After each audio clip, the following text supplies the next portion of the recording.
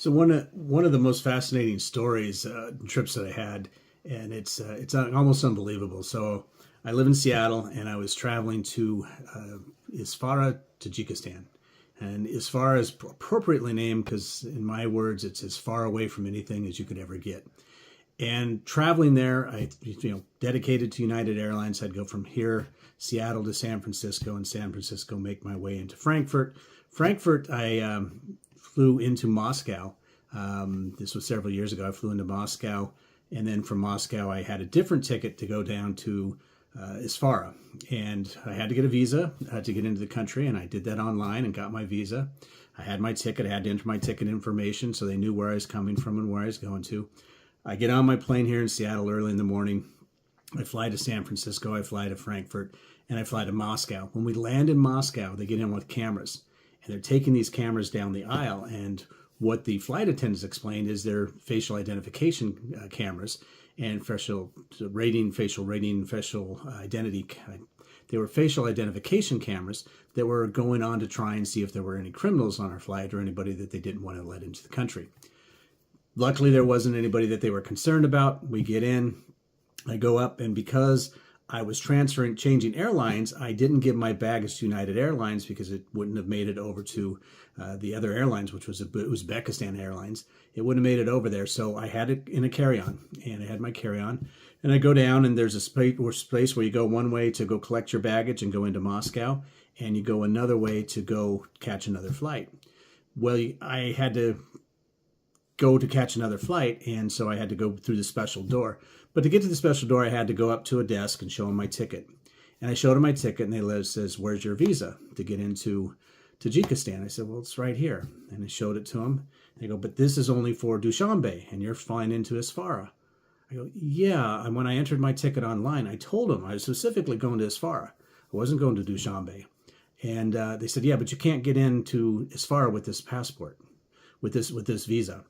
I said, wait a minute. I'm here as a guest of the government. I'm here with the EBRD and some officials in Isfara. We should be able to get on. So they spent a lot of time on the phone. I'm there with the Russians at the desk and negotiating with them. And we went back and forth, and they found somebody in Isfara that said, yeah, we can get them through security and through customs, no problem. I go, good. So about 10 minutes later, while I'm still standing there, they come back and say, that's not going to work. You can't go. And I said, what do you mean I can't go? Well, you can't go to Isfara. You can't go to Tajikistan. He said, do you have a visa to get into Russia? It's like, no, I don't have a visa to get into Russia. I wasn't planning on staying in Russia. I planned on transiting through there. So I had no visa to get into Russia. I had no visa to get into Tajikistan. And I couldn't get to this place where I could get to other flights. So I negotiated with the guy. I'm talking back and forth. And I had a sweatshirt on, the University of Montana, the Montana Grizzlies. And the guy I was negotiating with says, basically, he says, I want your shirt. Give me your jacket, and I'll let you through. So I take off my jacket, my sweatshirt, and give it to him. He sends me through this door. I go through the door. I have basically all day to sit in the Star Alliance lounge, or whatever lounge, I think it was Star Alliance, that I sat in all day. So I sat in for 12 hours, basically. When it came time to get my flight, I take my ticket, I go down the escalator, and I go to start walking the gate, and as I get to the gate, they go, Mr. Krigbaum. I'm like, how did they know it was me? Well, they knew it was me because I was the only non-local, the only non-Asian or European or Russian that was there. They go, Mr. Krigbaum, you cannot go. What do you mean? We just talked about it. They said I could go. Nope, you have a ticket to Tajikistan.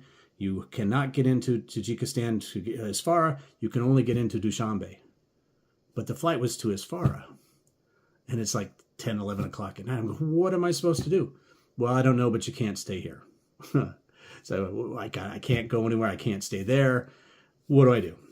The lady says, I don't know, but you're not my problem. There's a door over there. Try that. Go to the door, and we're looking through the guy, handing my guy the passport. He's looking through my passport. And luckily, a few months earlier, I had been to St. Petersburg, Moscow, and Tomsk up in above Moscow. So I had a visa that was still valid, which is interesting because when I applied for the visa to Russia, you had to say, this is the hotel I'm staying in. These are the dates that I'm going to be there. But luckily, it was still valid. So they say, okay, you can go into Russia. What am I going to do in Russia? Here it is almost midnight. I have no ruble. All I have is some currency. I have some American dollars, and I have my credit cards. And again, they say, not my problem. You're here, go into Russia. Great. Go into Russia, go to the airport, or go to the counters, and of course, nobody speaks English. And as you're trying to communicate with them, they say, you need to go talk over here. You go talk over here, and they say, you need to go talk over here. So, I noticed that there was a flight to Dushanbe. And I'm trying to figure out, can I get onto that flight to Dushanbe? Back and forth, and they say, okay, you can get onto the flight to Dushanbe. It's $260 worth of rubles, but we don't take US dollars. Midnight, what am I going to do? I said, but there is downstairs, you can get some money exchange. We got about 5 minutes to get down there. I said, where? And he said, okay, come with me. So we run downstairs, give them $300, get $260 worth of rubles and some change. And I go back, put my money on the table and say, okay, I'm paying for the flight. They go, yeah, but the flight leaves in 15 minutes. All right, the flight leaves in 15 minutes. Can you help me get through? Yeah, we'll help you get through. So they take my money, they get me a ticket. I go to take my ticket, we go to the security line, and they do take me to the front of the security line, and then they walk away. And then I had to go back into security, into where they check my bags. And they're going through my bag, and they're going through everything. My flight's ready to leave. I'm panicking. I'm going to spend another day. I've already been traveling for about 30 hours. I'm going to spend another day, and this time in the airport there in Moscow, with no really place to go and no currency and the limited clothes that I had in my bag. So I had plenty of clothes. But so I'm sitting there, and the guy's going through my suitcase. He's going through it. And luckily, some lady on the other side of the wall sprayed bear repellent. So all of a sudden, everybody's coughing and choking, and our eyes start to water up. And the guy goes, go. I go, thank you. So I run through. I get to my gate to go to Dushanbe, and which is not where I want to be, but at least it was in the same country. And I get to Dushanbe. I get to the gate, and they say, oh, our flight is an hour and a half late. Okay, the flight's an hour and a half late. So now my 30-hour day is somewhere around 40 hours. I say, okay. So I wait. And again, I look around, and I'm the only non-Tajiki or Russian that's there. I get on the plane. I fly to Dushanbe. I get in like at 6 o'clock in the morning. I had nowhere to go. Luckily, I had the number of the people from the European Bank of Reconstruction Development. I was able to call them, and they say, okay, we'll get you a hotel. We'll send somebody to pick you up. I go, great. They send somebody to pick me up. I go, they get me booked in a hotel during the day because the next flight, and I said, I'm not driving. There is a road between Dushanbe and Isfara.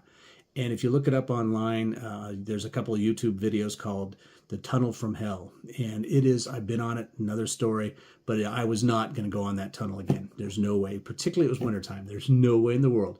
I had to fly. I said, I'm going to fly over. So I waited, took the flight, land, get through immigration, or through the security there, spend my time, and everything worked out from a business standpoint. I'm ready to leave. So they take me back to the same airport. I'm going to go from Isfara to Moscow. And I had my ticket. I had two tickets. Again, I had one from Isfara to Moscow, one from Moscow to Seattle, Moscow to Frankfurt, Frankfurt to San Francisco, San Francisco to Seattle. And they say, okay, but you need to check your bag. Like, I can't check my bag. I said, if I check my bag, it won't get to catch up with me. It won't be found when I get to Moscow to get on my plane to Frankfurt.